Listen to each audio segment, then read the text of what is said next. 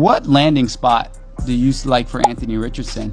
I heard he has his eyes potentially on the Miami Dolphins. Would you welcome that? Yeah, I would. I think that quarterbacks in the NFL nowadays, I mean, obviously he hasn't been very good, but I think that you need a guy like him.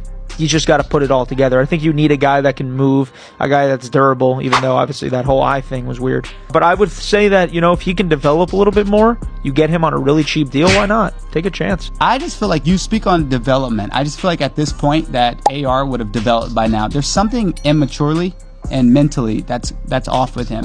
I just think he just doesn't get it. And I don't know if it's the system or like you're saying, maybe if he goes elsewhere, he could have better results. But I don't know. I just don't have too much hope in Anthony Richardson. What would happen if you took a quarterback with some of the highest potential in the NFL and placed him on the league's most irrelevant franchise?